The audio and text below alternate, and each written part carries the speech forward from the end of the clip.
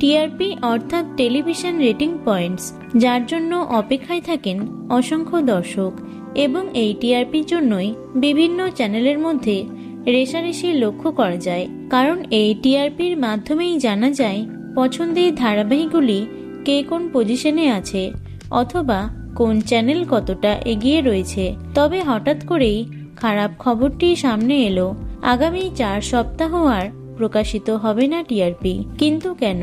কেন্দ্রীয় সরকারের তরফে এই কড়া পদক্ষেপ গ্রহণ করা হয়েছে। সূত্রের খবর, এই পদক্ষেপের মূলে রয়েছে ইরান ইসরায়েলের সংঘাত।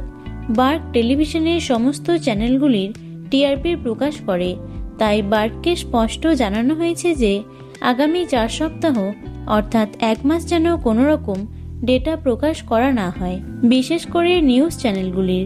কারণ বেশ কিছু নিউজ চ্যানেলের তরফে ইরান ইসরায়েলের সংঘাত নিয়ে অতিরঞ্জিত এবং উস্কানিমূলক খবর পরিবেশন করা হচ্ছে। সংবাদ চ্যানেলগুলিকে এই ধরনের আনুমানিক খবর থেকে বিরত থাকার নির্দেশও দেওয়া হয়েছে। আগামী 4 সপ্তাহ আর আসবে না টেলিভিশনের টিআরপি।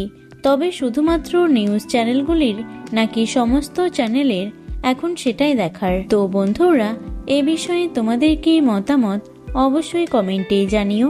ভিডিওটি লাইক এবং শেয়ার করো। এছাড়াও টলি দুনিয়ার অন্যান্য খবর পেতে চ্যানেলটি অবশ্যই সাবস্ক্রাইব করে রেখো। ধন্যবাদ।